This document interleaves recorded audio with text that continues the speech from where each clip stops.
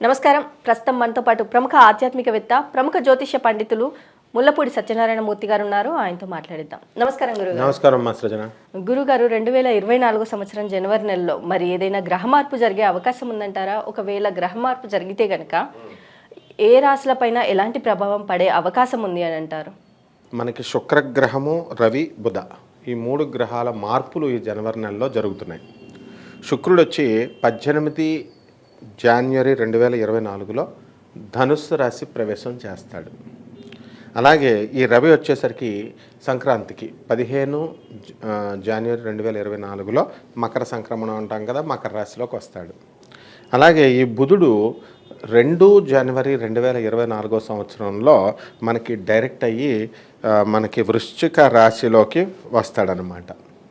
అలాగే ఈ బుధుడు 7 జనవరి 2024లో ధనుస్సు రాశిలోకి వస్తాడు. ఈ మార్పుల వల్ల 12 రాశుల్లో ఖచ్చితంగా మనకి మార్పులు అనేటటువంటివి సంభవిస్తాయి. అందులో మనం ఒక్కొక్క రాశికి ఒక్కొక్క విధంగా ఉంటుందన్నమాట.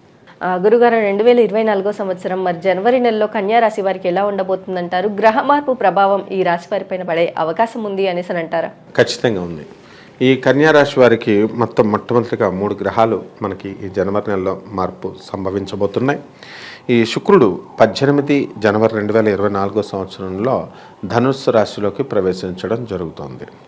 అలాగే ఈ రవి 15 జనవరి 2024 సంవత్సరం సంక్రాంతి రోజు నుంచి మకర రాశిలోకి ప్రవేశించడం జరుగుతుంది.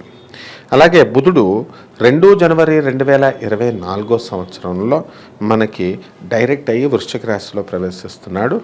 అదేవిధంగా ఈ యొక్క బుధుడు 7 జనవరి 2024 సంవత్సరంలో ధనుసు రాశిలోకి ప్రవేశించడం జరుగుతుంది.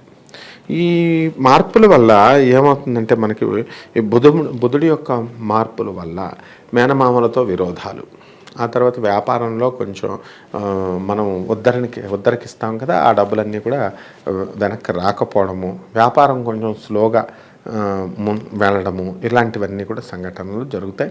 అలాగే మనం తొందరపడి మనం నిర్ణయాలు తీసుకోవడం వల్ల కూడా మనం నష్టపోవడానికి అవకాశాలు ఉంటాయి. తొందరపడి మనం మాటలు విసరడం వల్ల అవతల వాళ్ళు హర్ట్ అయ్యి మనకు దూరంగా ఆత్మీయులు వెళ్ళిపోవడానికి అవకాశాలు ఉంటాయి. అలాగే ఈ యొక్క కుజుడు 4వ ఇంట్లో ఉన్నటువంటి పరిస్థితి రీత్యా మనకున్నటువంటి స్థలాలను మనం అమ్ముకోకూడదు. ఆ తర్వాత కుటుంబ పరంగా కుటుంబంలో మనశ్శాంతి అనేటటువంటిది ఎప్పుడు వాగ్వాదాలు, ఏదో గొడవలు ఇలాంటివి జరగడానికి అవకాశాలు ఉంటాయి. అయినప్పటికీ కూడా చక్కగా ఫ్యామిలీ మెంబర్స్ అందరూ కూడా కలిసి కట్టుగా ఉండి మంచిగా అనేకమైనటువంటి డెవలప్మెంట్ యాక్టివిటీస్ కూడా, అంటే ఇల్లు లేనటువంటి వాళ్ళు ఇల్లు కొనుక్కోవడం, ఇలాంటివన్నీ కూడా కుటుంబం అంతా కూడా బాగా చేసుకుంటారు.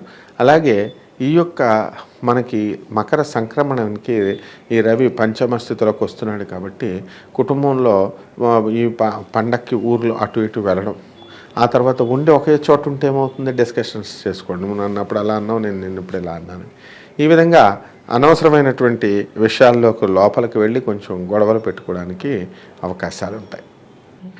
మరి అలాగే ఈ రాశి వారిలో వ్యాపార పరంగా కావచ్చు, ఇటు వృత్తి పరంగా కావచ్చు, మరి ఎలాంటి మార్పులు జరిగే అవకాశం ఉంది అని అంటారు? ఎలా ఉండబోతుంది ఈ రాశి వారి? ఈ కన్యా రాశి వారికి వ్యాపారంలో మనకు కొన్ని రకాల వ్యాపారాలు బాగుండవు. ఇప్పుడు ఉదాహరణకి మనకి ఇనుము సంబంధించినటువంటి వ్యాపారాలు బాగుంటాయి. ఇనుము స్క్రాప్ బిజినెస్ చేయడము, ఆ తర్వాత ఇక్కడ మనకి ఐరన్ బేస్డ్ టాటా స్టీల్స్ ఇలాంటి మెకానిక్ షెడ్లు, ఆటోమొబైల్ షాపులు, ఇవన్నీ కూడా వ్యాపారాలు బాగుంటాయి. ఇక సాఫ్ట్వేర్ రంగం తీసుకున్నప్పుడు సాఫ్ట్వేర్ రంగంలో ఉద్యోగస్తులు అవనివ్వండి, ఫ్యాక్టరీలు, ఈ ఐరన్తో నడిపినటువంటి ఇన్స్ట్రుమెంట్స్ ఉన్నటువంటి ఇవన్నీ కూడా ఆ భాగంలో వీళ్ళకి ఏమవుతుందంటే చక్కగా లాభాన్ని పొందుతారు. కానీ కొత్త సాఫ్ట్వేర్ ప్రాజెక్ట్స్ అనేటటువంటివి రావడం జరగదు. అలాగే ఈ యొక్క గురు యొక్క ప్రభావం సరిగ్గా లేకపోవడం వల్ల ఫైనాన్షియల్ వ్యాపారాలు, చిట్ ఫండ్స్ నడుపుతున్నటువంటి వాళ్ళు ఈ ఫైనాన్షియల్గా వీళ్ళు కొంచెం వెనకబడి ఉంటారు. కొంచెం జాగ్రత్తగా చేసుకోవాల్సినటువంటి అవసరం ఉంది. అంటే డబ్బుల విషయంలో 1-2 సార్లు మీరు ప్రయత్నం చేసుకోవాలి. రాకపోవడం అనేటటువంటిది ఉండదు. కాకపోతే కొంచెం 1-4 సార్లు ప్రయత్నం చేసుకొని లేట్గా మనకి రావడానికి అవకాశాలు ఉంటాయమ్మా. మరి అలాగే ఈ రాశి వారిలో రాజకీయ నాయకులకు ఎలా ఉండబోతుంది అంటారు? ఈ రాశి వారిలో రాజకీయ నాయకులకి యావరేజ్గా ఉంటుంది. అండ్ వీళ్ళు ఎలక్షన్స్లో గెలవడము ఇలాంటివన్నీ కూడా జరుగుతాయి.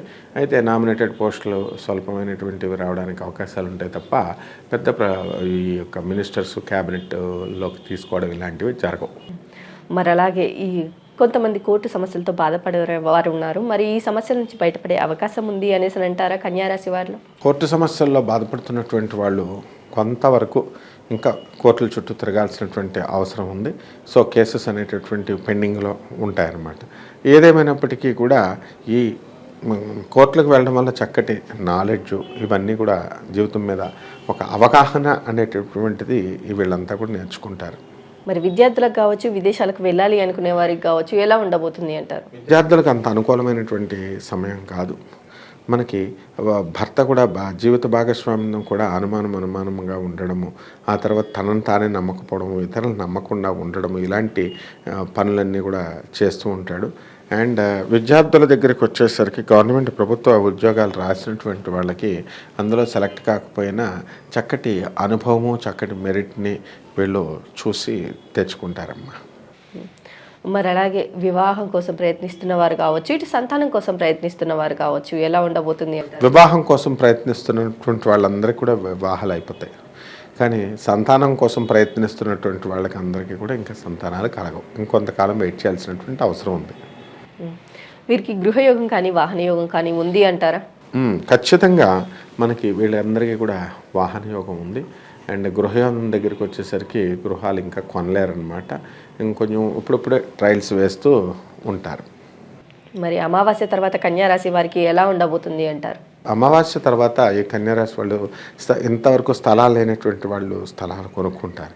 అలాగే ప్రభుత్వ పరంగా మనకి ఏ విధమైనటువంటి సబ్సిడీలు ఇవన్నీ కూడా అందవు. మన సొంత డబ్బుతో మనకు ఉన్నటువంటి పొలాలను అమ్ముకోవడం ద్వారా మరి ఈ కుజుడు ఈ యొక్క వ్యాపారాన్ని చేయిస్తాడు. మరి అలాగే ఈ రాశి వారు చేసుకోవాల్సిన పరిహారాలు ఏంటంటారు? అలాగే సంక్రాంతి వస్తుంది. ఈ సంక్రాంతి సమయంలో ఈ రాశి వారు ఎలాంటి పరిహారాలు చేసుకుంటే వీరికి మంచి జరుగుతుంది అనేసి అంటారు? పరిహారాలు మనకి ఈ రాశి వాళ్ళు ఈ గురుడికి చేసుకోవాలి. గురు జపం, గురు స్తోత్రాలు, గురువుకి కిలోంపావు శనగల్ని, పసుపు వస్త్రాన్ని ఇచ్చి పేద బ్రాహ్మణులకి గురువారం నాడు దానం చేయాలి. అలాగే శ్రీ గురు దత్తాత్రేయుడు దగ్గరికి వెళ్ళి మనకి గాణగాపురం వెళ్ళి స్వామివారిని దర్శనం చేసుకుంటే చాలా మంచిది. అదేవిధంగా ఇతర గురువుల్ని చేసినా, మనం బ్రహ్మంగారిని చేసినా, రాఘవేంద్ర స్వామివారిని చేసినా ఏం పర్వాలేదు. అలాగే దశమహావిద్యల్లో ఒకటైనటువంటి తారాదేవి యొక్క ఆరాధన ఖచ్చితంగా ఈ యొక్క గురుగ్రహాన్ని ప్రభావితం చేస్తుంది, శక్తివంతం చేస్తుంది. తద్వారా మనకున్నటువంటి కష్టాలన్నీ కూడా మనం పోగొట్టుకోగలుగుతాం.